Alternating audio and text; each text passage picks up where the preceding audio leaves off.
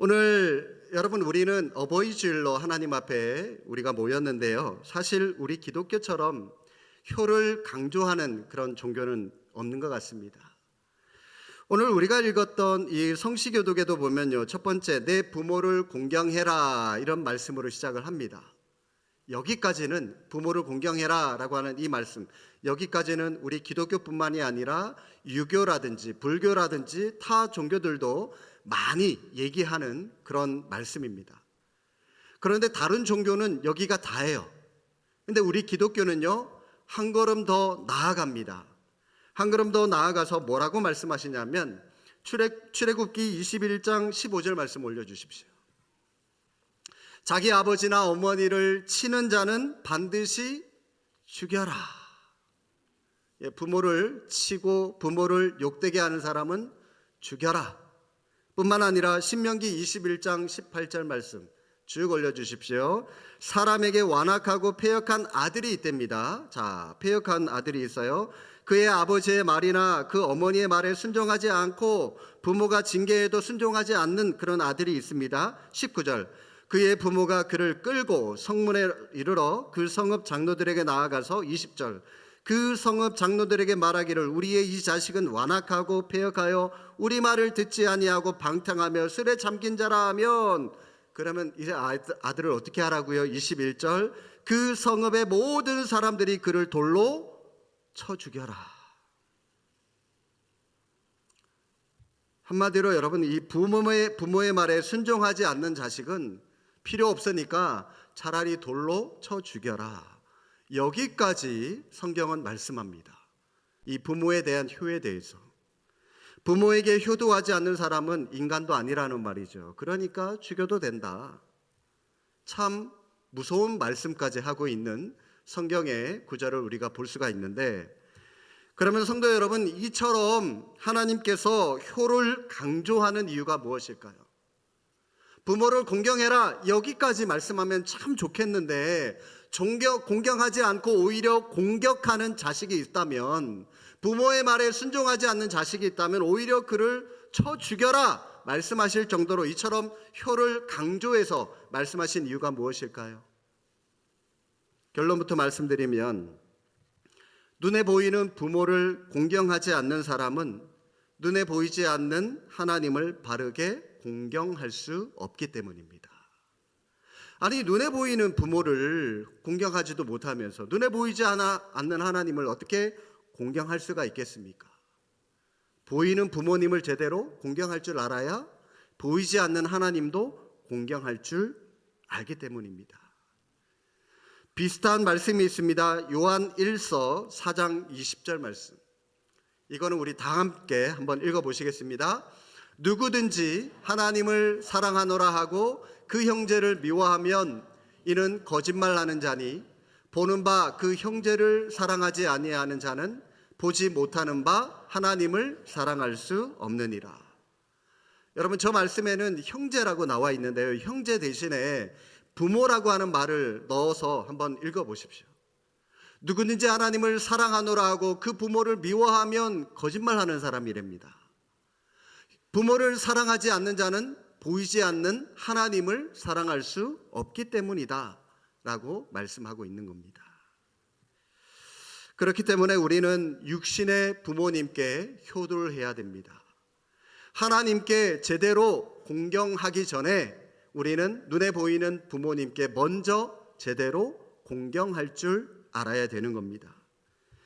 왜냐하면 하나님께서 태초에 인간을 창조하신 것처럼 부모님도 우리를 창조하신 겁니다. 우리를 낳아주신 것이 창조한 거죠. 우리 부모님이 계시지 않는다면 우리가 어떻게 이 땅에 태어날 수가 있겠습니까? 하나님이 우리 부모님을 통해서 우리를 이 땅에 태어나게 하신 것이 우리를 창조한 겁니다.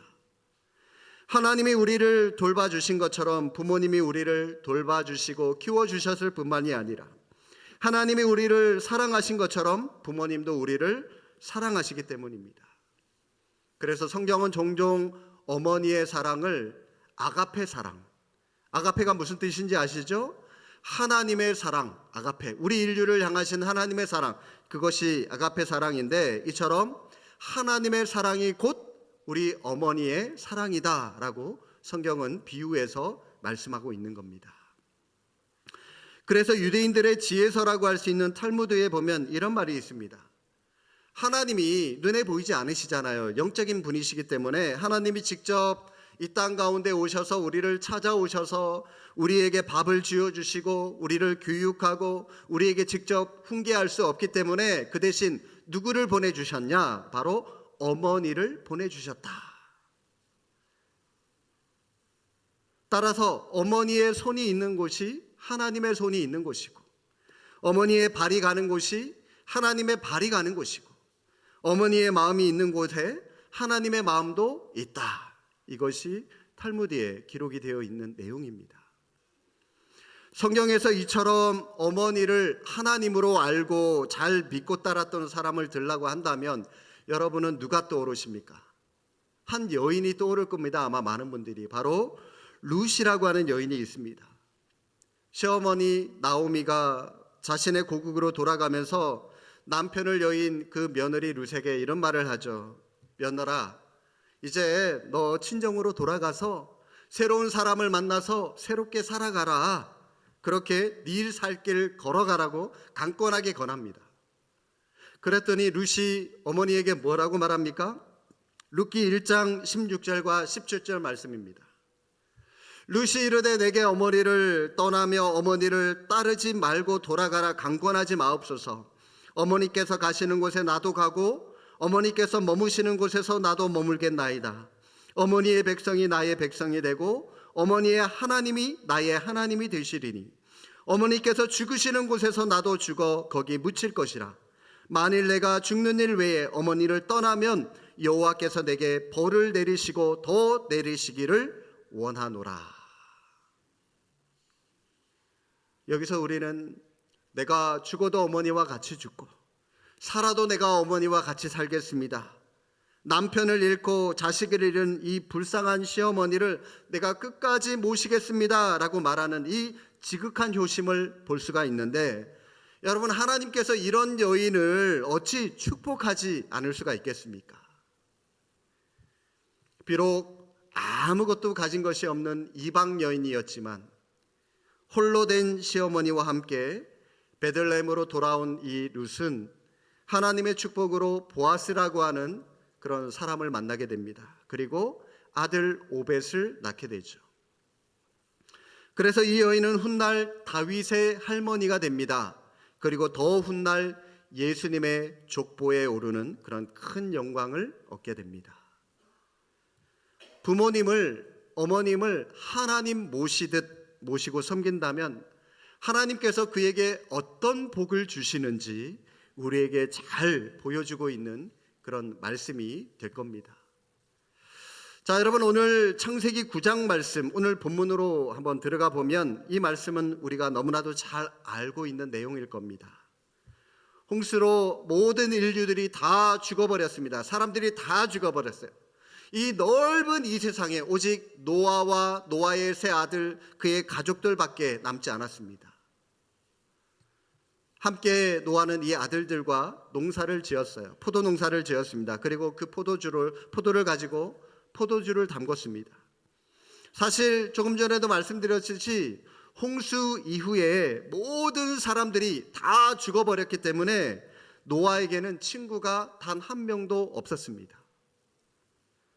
여러분, 노아에게 무슨 낙이 있었겠습니까?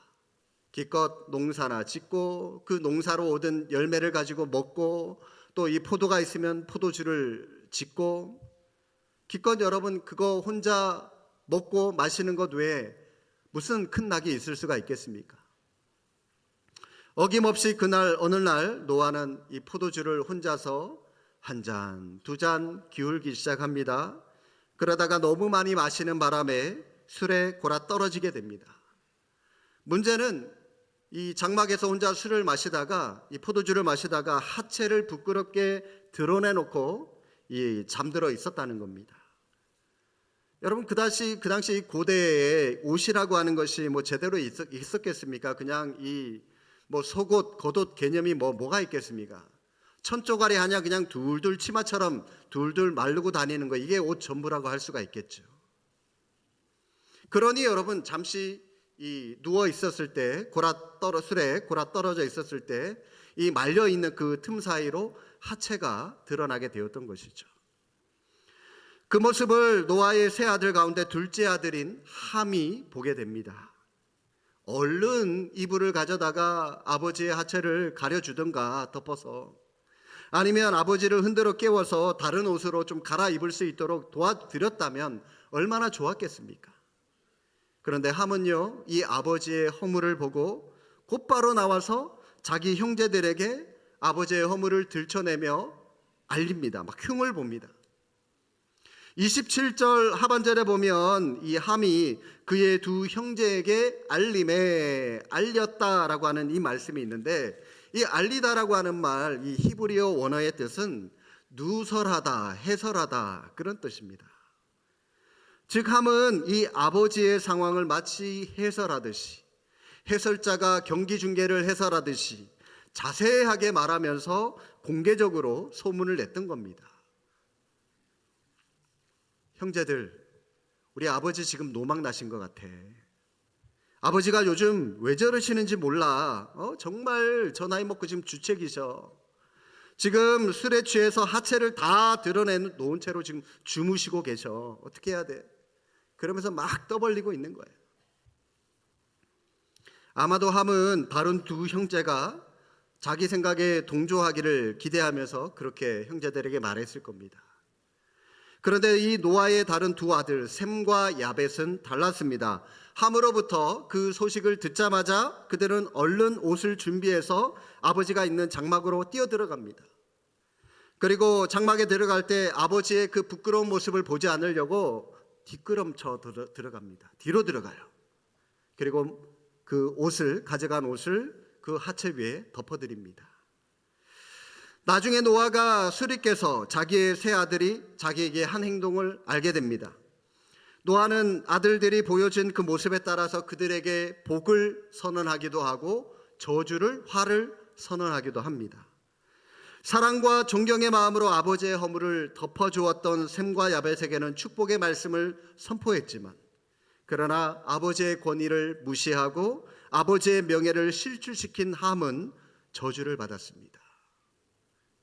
여러분, 원래 제가 조금 전에 서두에 읽어드렸던 아버지를 욕되게 했던 사람 어떻게 하라고요? 돌로 쳐 죽여라 말씀을 했습니다.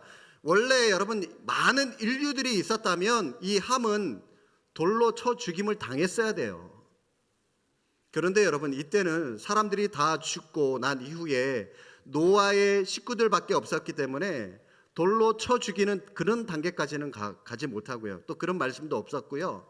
그냥 이 노아는 인류를 대표해서 그 아들에게 이 화를 선언할 수밖에 없었던 겁니다.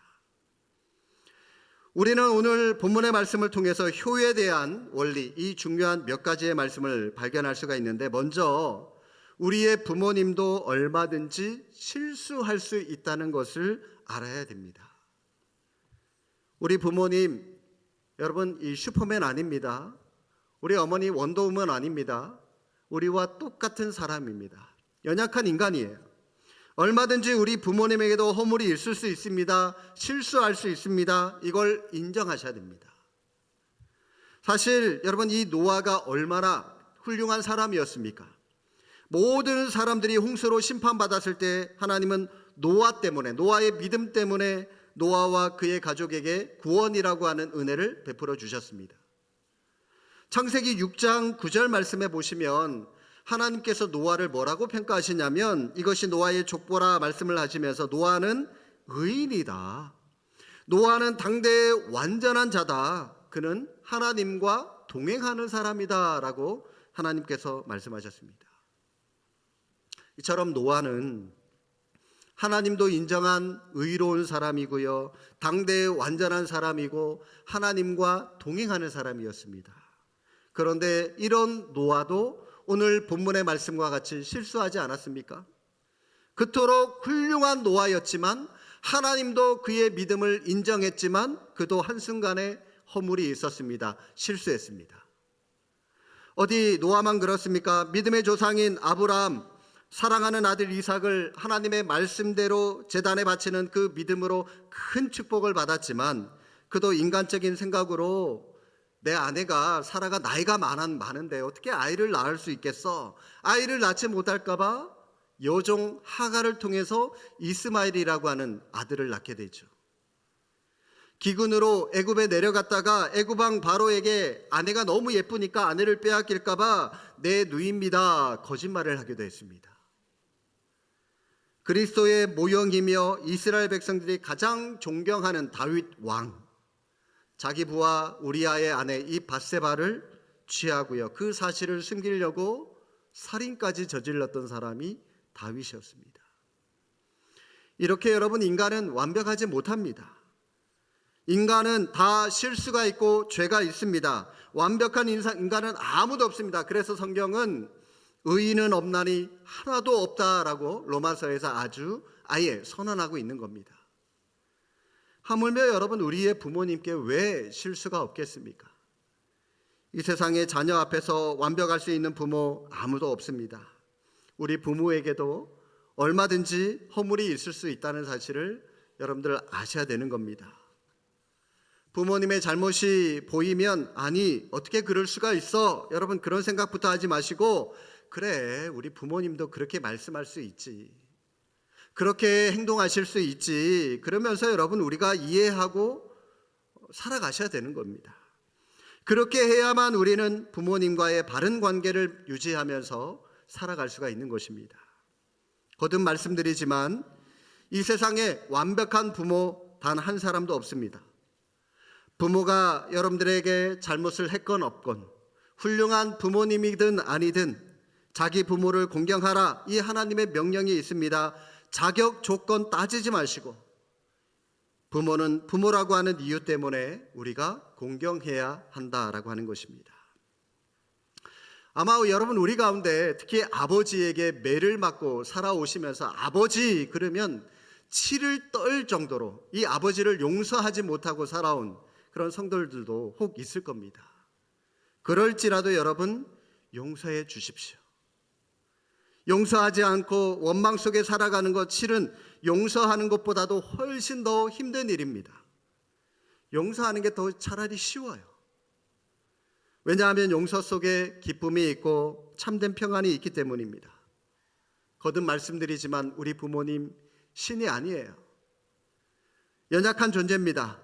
우리가 그 사실을 인정하면서 이해하시고, 비록 잘못이 있고 또 내가 내 아버지에게 받은 어떤 상처, 쓴뿌리가 있다 할지라도 용서할 줄 아는 그런 넉넉한 마음을 갖고 이 땅을 살아갈 수 있는 저와 여러분 모두가 될 수 있기를 바랍니다.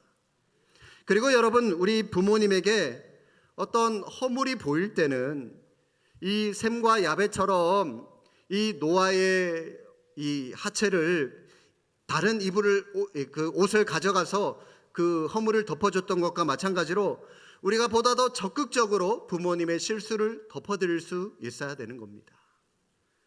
함은 아버지의 허물을 덮어드리지 못했습니다. 오히려 아버지의 흉을 보고 형제들에게 소문을 냈죠. 그러니 여러분, 자식으로서 얼마나 나쁜 사람이라고 할 수가 있겠습니까? 사실 모든 인류가 홍수로 다 심판을 받아 죽었을 때 이 함은 지금 누구 때문에 지금 이렇게 살아있는 겁니까? 바로 자기 아버지 때문에 살아있는 거 아닙니까? 그죠? 훌륭한 아버지 때문에, 하나님의 말씀에 순종할 줄 아는 그 노아 아버지 때문에 지금 자기가 살아있는 거예요. 자기 가족이 살아있는 거예요. 그렇다면 그 작은 허물 정도는 덮어줄 줄 알아야죠. 그런데 여러분, 이 함은 그러지 못했다는 겁니다. 우리 아버지가 친구도 한 명 없이 얼마나 외로우셨으면 혼자서 저렇게 취하기까지 저렇게 포도주를 많이 마셨을까? 이제부터라도 내가 내 아버지의 말상대가 되어줘야 되겠다. 이제부터라도 내가 내 아버지에게 조금이라도 더 가까이 다가가야 되겠다. 여러분, 이런 마음을 가졌다면 오히려 얼마나 더 좋았겠습니까? 여러분은 지금까지 어떤 모습으로 살았습니까? 셈과 야벳의 모습입니까? 아니면 함처럼 살아오셨습니까? 이제부터라도 셈과 야벳처럼 부모님을 이해하고 부모님의 실수, 허물 보인다면 그것을 덮어드릴 수 있는 자녀의 도리를 다하는 저와 여러분들이 될 수 있기를 바랍니다. 여러분 한번 생각을 해보십시오. 우리가 어릴 때 우리의 부모님이 우리를 어떻게 키우셨습니까? 부모님은 우리의 허물을 덮어주시면서 우리를 키우지 않으셨습니까? 그죠? 옷으로 우리의 벌거벗은 몸을 덮어주셨어요. 어린 시절에 우리가 잠을 잘 때 이불을 발로 걷어차면서 우리가 잘 때가 많지 않습니까? 그럴 때마다 부모님은 사랑으로 우리를 이불로 덮어주시면서 또 그렇게 우리를 키워주셨고, 우리가 부모님의 속을 속상하게 만들 때가 또 얼마나 많이 있었습니까? 그럴 때마다 부모님은 그 넓은 마음과 사랑으로 우리의 허물과 잘못을 덮어주시면서 우리를 또 키워주셨어요. 이제는 우리가 장성했으니까 반대로 우리가 부모님을 덮어드릴 차례입니다. 연로하신 부모님을 우리가 덮어드리면서 살 수 있기를 바랍니다. 실수도 덮어드리고 허물도 덮어드리고 잘못도 덮어드리고, 그게 여러분 자식의 도리입니다. 만에 하나라도 여러분의 자녀들 앞에서 부모님 흉을 보지 마십시오. 얘들아, 할아버지는 술주정뱅이셨어. 술만 드시면 가족들에게 얼마나 행패가 심했는지 몰라. 여러분, 그런 소리나 아이들이 들어서야 되겠습니까? 비록 훌륭한 부모는 아닐지라도 여러분 자녀들에게 이런 이야기를 들려주는 가정들이 될 수 있었으면 좋겠어요. 얘들아, 너희 할아버지 할머니 정말로 훌륭한 분들이셨어. 하나님 앞에서 진실되게 사시려고 애를 쓰셨고 또 매일매일 최선을 다해서 정직과 성실로 땀 흘리면서 살아가셨던 분이셨어.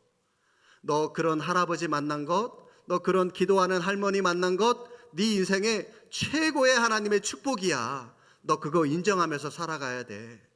늘 여러분 자녀들에게 그런 부모님을 소개하고 늘 자랑하는 삶을 살아갈 수 있었으면 좋겠습니다.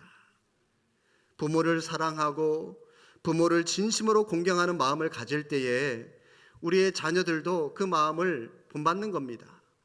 내가 내 부모에게 하는 것처럼 그대로 내 자식들도 나중에 내가 크면, 내가 어른이 되면 나한테 그대로 하는 거거든요. 여러분. 다시 여러분 오늘 본문으로 돌아와서 이제 노아가 술에서 깨어났어요. 세 아들들이 자기에게 어떤 일을 행했는지 알게 되었습니다. 노아는 자기의 허물을 덮어주었던 셈과 야벳에게는 축복을 선언했습니다.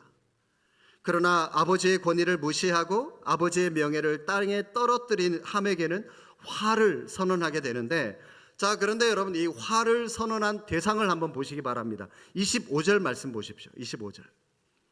이에 이르되 가나안은 저주를 받아 그의 형제의 종들의 종이 되기를 원하노라. 여러분, 이 가나안이 누굽니까? 바로 이 함의 아들입니다. 잘못은 아빠인 함이 했는데요, 지금 저주는 그의 아들인 가나안이 지금 저주를 받고 있습니다. 여러분, 이게 지금 뭘 의미하는 겁니까? 함은 자기 잘못 때문에 지금 자기 아들 가나안, 즉 그의 후손들까지도 저주의 대상이 되어버리고 말았다는 겁니다. 여러분, 우리가 정신 차리고 하나님 앞에서 이처럼 복받는 인생을 살아가려면 내가 먼저 하나님 앞에 이런 삶을 살아가야 돼요. 그래야지 하나님께 받은 복이 내 자식에게 가는 거고요. 내가 하나님 앞에 잘못되고 저주받을 짓을 하면 그 저주가 나한테 오는 게 아니라 내 자식들, 내 후손들한테 간다는 겁니다. 이런 의미에서 여러분, 우리가 이왕 하나님을 섬기는 것 정신을 똑바로 차리고 믿음 안에서 제대로 설 수 있어야 되고요, 말씀 안에서 살아가야 한다는 겁니다. 여러분, 이 말씀은 훗날 이 저주의 말씀은 그대로 성취되었어요. 여호수아에 나오는 기록처럼 이스라엘이 가나안 땅을 점령했을 때 이 가나안에 누가 있었죠? 가나안 족속들이 있었잖아요. 바로 이 함의 자식들을 가리키는 겁니다. 말 그대로 이스라엘 백성들에게 점령당해서 이스라엘의 종이 되었습니다. 솔로몬 시대에도 노예가 되었습니다. 세계 역사 가운데도 보면 페르시아인, 마게도냐인, 로마인들의 종이 되었어요. 이 함의 자식들을 흑인으로 인류가들은 많이 보거든요. 여러분, 흑인들이 어떤 사람들입니까? 요 근래까지만 하더라도 노예였었습니다. 상당수가. 흑인 노예로 엄청난 시달림을 받았던 민족, 함의 자손들, 가나안의 민족들이라고 할 수가 있는 겁니다.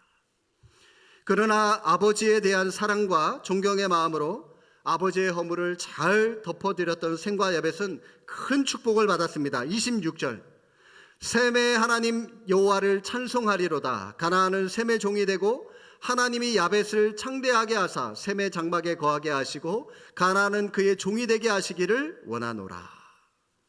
셈에게는 먼저 영적인 축복이 주어졌습니다. 실제로 셈의 후손 가운데 예수 그리스도가 나타나게 되었습니다. 태어나게 되었고요. 그리고 27절 말씀처럼 야벳에게는 창대하게 되는 번영의 축복이 주어졌습니다. 셈의 장막에 거한다라고 하는 말은 셈의 축복을 나누어 가진다라고 하는 말이거든요.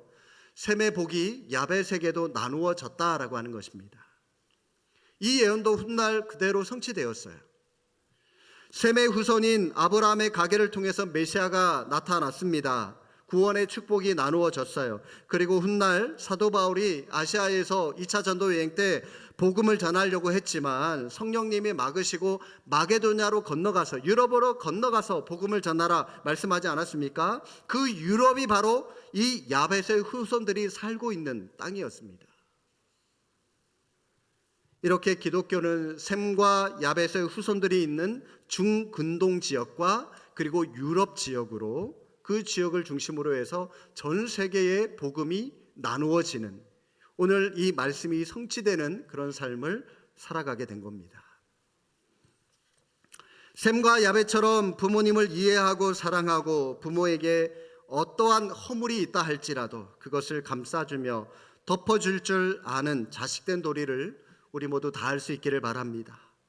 비록 우리 부모님이 여러분들에게 남겨주신 재산이 많이 없다 할지라도, 또 우리에게 잘해주신 것이 기억나는 것이 별로 없다 할지라도 나를 낳아주시고 길러주신 그 은혜를 생각하면서 부모님께 감사할 수 있기를 바랍니다. 우리 부모님도 연약한 인간이라고 말씀을 드렸습니다. 얼마든지 실수할 수 있습니다. 하나님 앞에서 의로웠던 노아도 실수를 했는데 우리 부모님도 얼마든지 실수할 수 있습니다. 그렇기 때문에 이해하시고 용서할 수 있기를 바랍니다. 그리고 부모님의 허물과 실수를 넉넉한 마음으로, 사랑과 존경의 마음으로 다 덮어줄 수 있기를 바랍니다. 그래서 하나님이 셈과 야벳에게 주신 그 놀라운 축복을 여러분들도 받아 누리시고 하나님이 기뻐하시는 그런 믿음의 가정 다 세워나가는 우리 수원 제2교회 믿음의 권속들 다 되시기를 주님의 이름으로 축복합니다. 기도하겠습니다.